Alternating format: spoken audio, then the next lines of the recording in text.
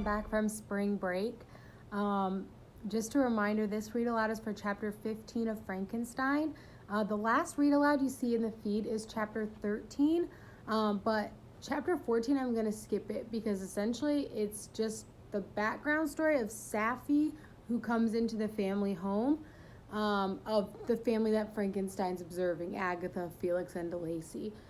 So they basically just kind of give a background on her. If you'd like to read that backstory, you can go to the text and read chapter 14, or you can look in your text for chapter 15, and it has a summary of chapter 14 at the beginning, so you can read over it. But we're just going to move on to chapter 15, which jumps back into the monsters story. Okay, so again, chapter 14 is some backstory that isn't super important to us. Chapter 15 is going to be more relevant to the actual story, so we're going to pick up there, okay? So we're going to start with chapter 15 of Mary Shelley's Frankenstein. Remember, at the end of the video, there'll be a short summary and analysis by me. All right, let's start. Chapter 15. Such was the history of my beloved Cottagers. It impressed me deeply. I learned from the views of social life which it developed to admire their virtues and to deprecate the vices of mankind. As yet I looked upon crime as a distant evil. Benevolence and generosity were ever present before me, inciting within me a desire to become an actor in the busy scene where so many admirable qualities were called forth and displayed. But in giving an account of the progress of my intellect, I must not omit a circumstance which occurred in the beginning of the month of August of the same year. One night, during my accustomed visit to the neighboring wood, where I collected my own food and brought home firing for my protectors, I found on the ground a leathern portmanteau, it's like a wallet, containing several articles of dress and some books. I eagerly seized the prize and returned with it to my hovel. Fortunately, the books were written in the language, the elements of which I had acquired at the cottage. They consisted of Paradise Lost, a volume of Plutarch's Lives, and The Sorrows of Werther. The possession of these treasures gave me extreme delight. I now continually studied and exercised my mind upon these histories, whilst my friends were employed in their ordinary occupations. I can hardly describe to you the effect of these books. They produced in me an infinity of new images and feelings, and sometimes raised me to ecstasy, but more frequently sunk me into the lowest dejection.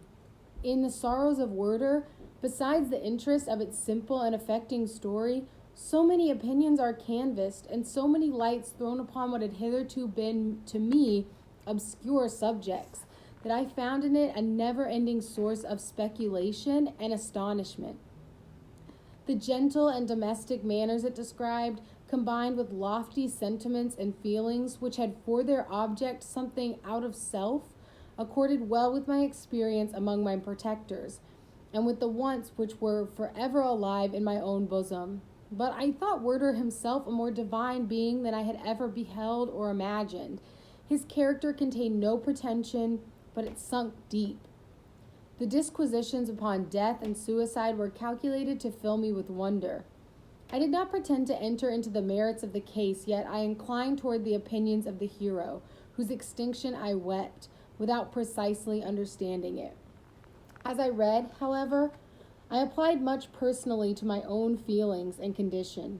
I found myself similar, yet at the same time strangely unlike to the beings concerning whom I read, and to whose conversation I was a listener.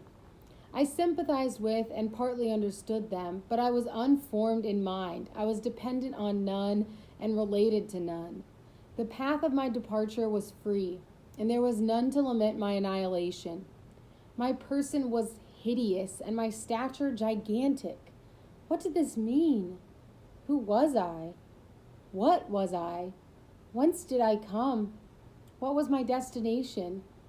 These questions continually recurred, but I was unable to solve them.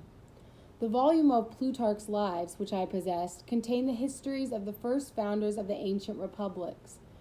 This book had a far different effect on me from The Sorrows of Werther. I learned from Werther's imaginations despondency and gloom, but Plutarch taught me high thoughts. He elevated me above the wretched sphere of my own reflections to admire and love the heroes of past ages. Many things I read surpassed my understanding and experience. I had a very confused knowledge of kingdoms, wide extents of country, mighty rivers, and boundless seas. But I was perfectly unacquainted with towns and large assemblages of men. The human nature, the cottage of my protectors had been the only school in which I had studied human nature. But this book developed new and mightier scenes of action. I read of men concerned in public affairs, governing or massacring their species. I felt the greatest ardor for virtue rise within me and abhorrence for vice, as far as I understood the significance of those terms, relative as they were, as I applied them, to pleasure and pain alone.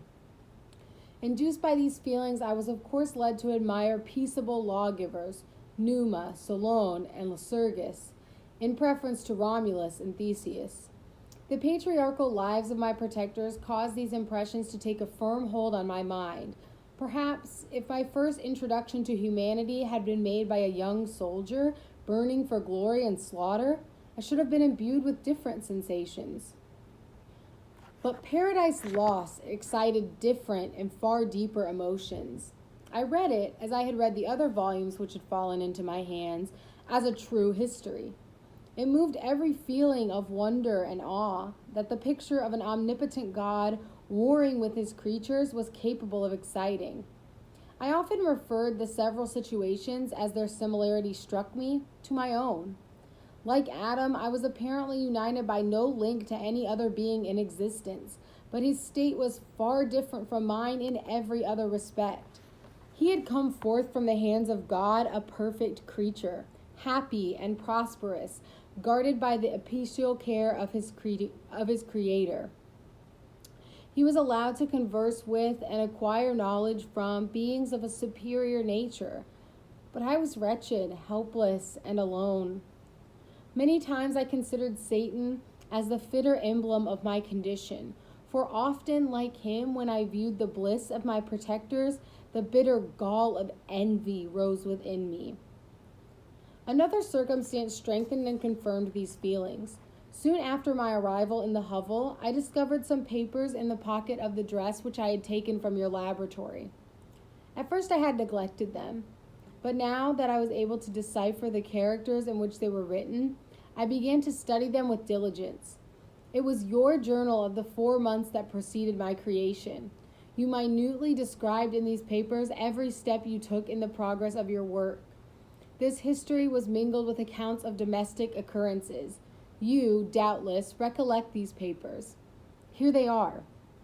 Everything is related in them which bears reference to my accursed origin. The whole detail of that series of disgusting circumstances which produced it is set in view.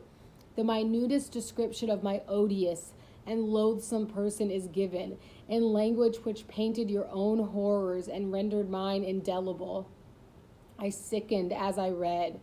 Hateful day when I received life, I exclaimed in agony. Accursed Creator, why did you form a monster so hideous that even you turned from me in disgust?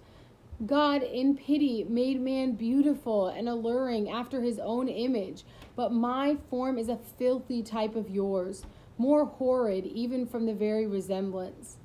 Satan has had his companions, fellow devils, to admire and encourage him, but I am solitary and abhorred. These were the reflections of my hours of despondency and solitude, but when I contemplated the virtues of the Cottagers, their amiable and benevolent dispositions, I persuaded myself that when they should become acquainted with my admiration of their virtues, they would compassionate me and overlook my personal deformity. Could they turn from their door one, however monstrous, who solicited their compassion and friendship? I resolved at least not to despair, but in every way to fit myself for an interview with them which would decide my fate. I postponed this attempt for months longer, for the importance attached to its success inspired me with a dread lest I should fail. Besides, I found that my understanding improved so much with every day's experience that I was unwilling to commence this undertaking until a few more months should have added to my this is a really hard word for me to say. Sagacity. Several changes in the meantime took place in the cottage.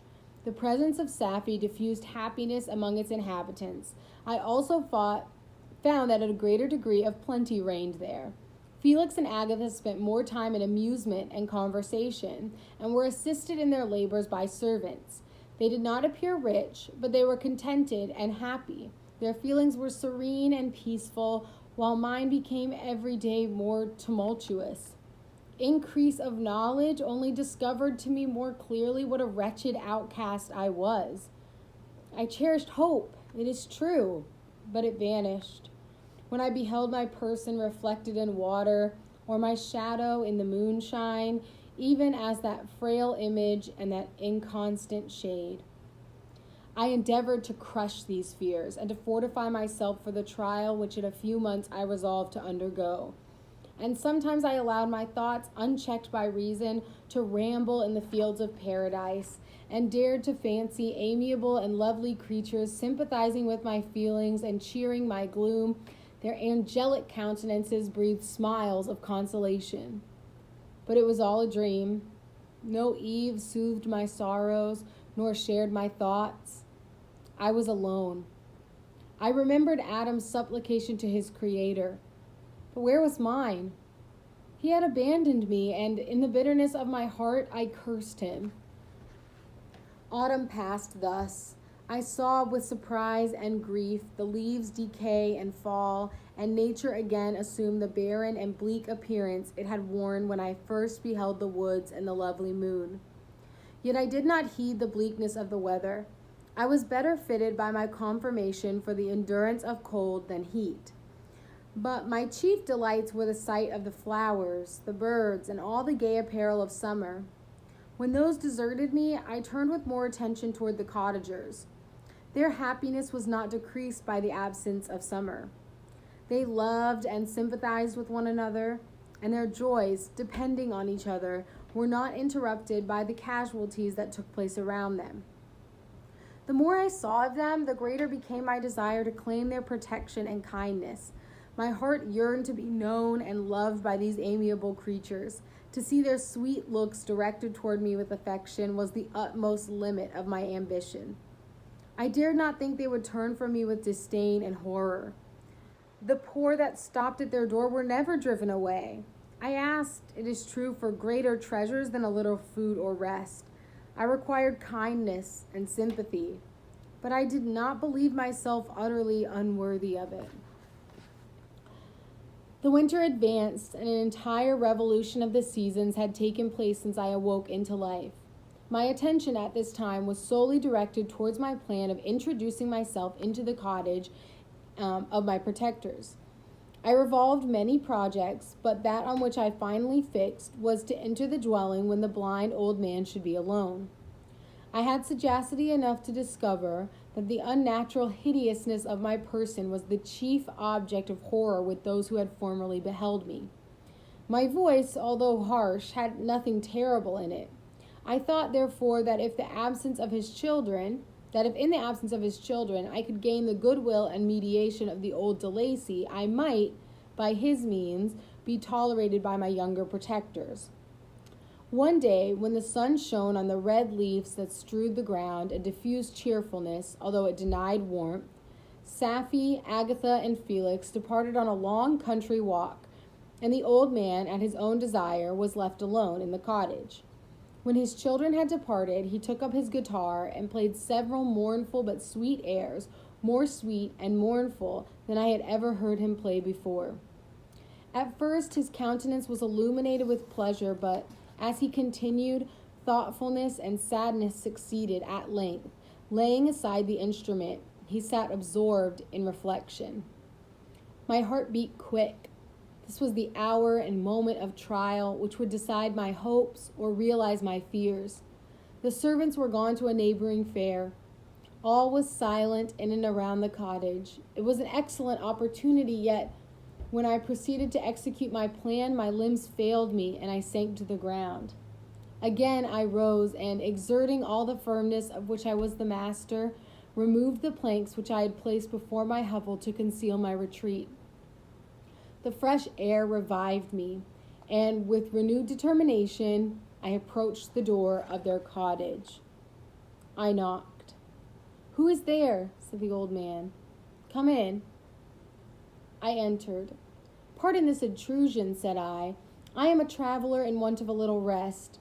You would greatly oblige me if you would allow me to remain a few minutes before the fire."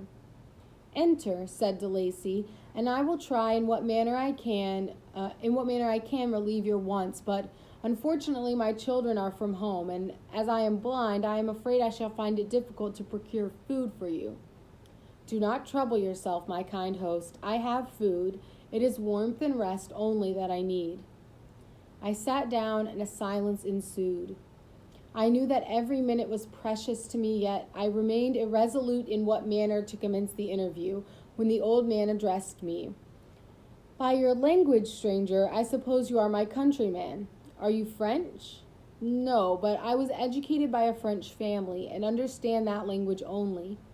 I am now going to claim the protection of some friends whom I sincerely love, and of whose favor I have some hopes." "Are they Germans?" "No, they are French. But let us change the subject. I am an unfortunate and deserted creature. I look around, and I have no relation or friend upon earth. These amiable people to whom I go have never seen me, and know little of me. I am full of fears, for if I fail there, I am an outcast in the world forever." "Do not despair. To be friendless is indeed to be unfortunate, but the hearts of men, when unprejudiced by any obvious self-interest, are full of brotherly love and charity. Rely, therefore, on your hopes, and if these friends are good and amiable, do not despair. They are kind. They are the most excellent creatures in the world, but unfortunately they are prejudiced against me. I have good dispositions. My life has been hitherto harmless, and in some degree beneficial. But a fatal prejudice clouds their eyes, and where they ought to see a feeling and kind friend, they behold only a detestable monster." "That is indeed unfortunate, but if you are really blameless, cannot you undeceive them?" "I am about to undertake that task, and it is on that account that I feel so many overwhelming terrors. I tenderly love these friends. I have, unknown to them, been for many months in the habits of daily kindness towards them, but they believe that I wish to injure them, and it is that prejudice which I wish to overcome." "Where do these friends reside?" "Near this spot." The old man paused and then continued. "If you will unreservedly confide to me the particulars of your tale, I perhaps may be of use in undeceiving them. I am blind and cannot judge your countenance, but there is something in your words which persuades me that you are sincere. I am poor and an exile, but it will afford me true pleasure to be in any way serviceable to a human creature." "Excellent man, I thank you and accept your generous offer. You raise me from the dust by this kindness, and I trust that by your aid I shall not be driven from the society and sympathy of your fellow creatures." "Heaven forbid! Even if you were really criminal, for that can only drive you to desperation and not instigate you to virtue. I am also fortunate. I and my family have been condemned, although innocent. Judge, therefore, if I do not feel for your misfortunes." "How can I thank you, my best and only benefactor? From your lips first have I heard the voice of kindness directed toward me. I shall be forever grateful, and your present humanity assures me of success with those friends whom I am on the point of meeting." "May I know the names and residence of those friends?" I paused. This, I thought, was the moment of decision, which was to rob me of or bestow happiness on me forever. I struggled vainly for firmness sufficient to answer him, but the effort destroyed all my remaining strength. I sank on the chair and sobbed aloud. At that moment, I heard the steps of my younger protectors. I had not a moment to lose, but seizing the hand of the old man, I cried, "Now is the time. Save and protect me. You and your family are the friends whom I seek. Do not you desert me in the hour of trial." "Great God!" exclaimed the old man, "who are you?" At that instant, the cottage door was opened, and Felix, Safie, and Agatha entered. Who can describe their horror and consternation on beholding me. Agatha fainted, and Safie, unable to attend to her friend, rushed out of the cottage. Felix darted forward and with supernatural force tore me from his father, to whose knees I clung. In a transport of fury, he dashed me to the ground and struck me violently with a stick. I could have torn him limb from limb as the lion rends the antelope, but my heart sunk within me as with bitter sickness, and I refrained. I saw him on the point of repeating his blow when, overcome by pain and anguish, I quitted the cottage and in the general tumult escaped unperceived to my hovel. End of chapter 15. So a couple things happen in chapter 15. In chapter 15, Frankenstein finds some books, okay? And the beginning of the chapter is one of those things where Mary Shelley's kind of showing off her knowledge of literature and talking about writers. And that's kind of where that first part where he's talking about the Sorrow of Werther and Plutarch and Paradise Lost comes in. If you don't know about those books, which you shouldn't in the 8th grade know about those books, then the meaning of that is kind of lost. All you really need to get from that portion is that once Frankenstein's eyes are open to the way the rest of the world works, he's like, oh, I am treated very differently from other people. I have no parents that take care of me. My creator is not like the God I've read about. He doesn't care about me or what I do. And I'm completely alone. So the book kind of the books that he reads kind of tune his mind into this idea that like, something's not right. I need to fix the way my life is going. So that's when he kind of like gets his courage to the sticking place and realizes that he has to meet this family. They're the only people that might protect him, right?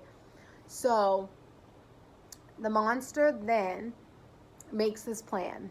I'm going to go meet the old man first because he can't see me. So he won't be scared of me based on my looks.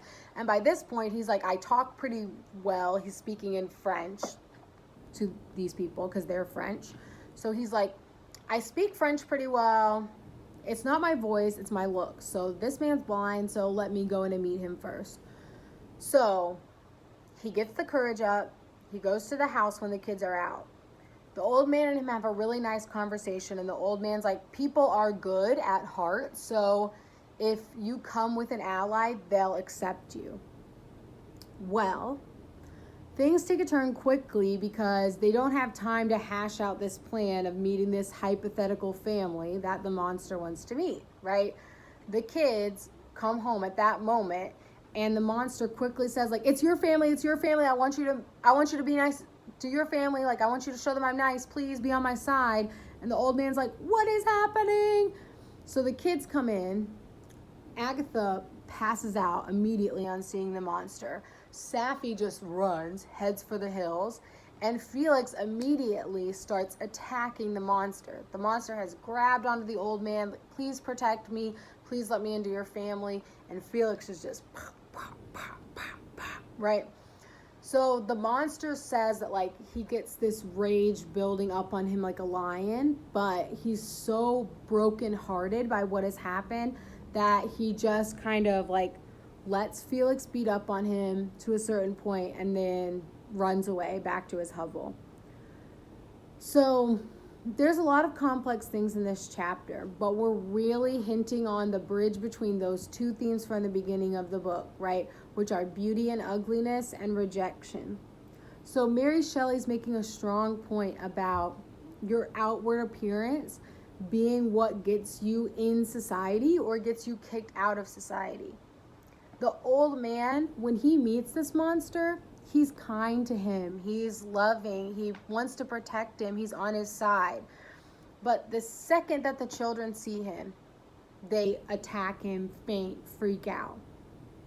So the monster's really hitting this wall. He can't change his outward appearance, right? Most of us, there's very little we can do about the way that we look. But every time he tries to get close to people and have a connection with other people, he's pushed away because of the way that he looks. So Mary Shelley's really talking about society discriminating against people because of the way they look. How people who look different are pushed out of certain parts of society and how that affects their ability to have good relationships. So at this point, we're kind of in that valley, right? Things are going really bad for the monster. And what we're going to see next is, what is Mary Shelley going to do? Is she going to say things are going bad for him and he's going to continue to be rejected, right? In which case she's making the point, like, if you don't look the way society wants you to look, you're never going to be accepted. Or now that he's telling this story to Victor, are we going to see an uptick? Are we going to see some acceptance of the monster after this? So that's kind of what we've got to see next. Where are we going to go with this rejection curve? All right? So that was chapter 15 of Mary Shelley's Frankenstein. I hope you'll tune in for the next one, chapter 16. Have a great rest of your day. Bye.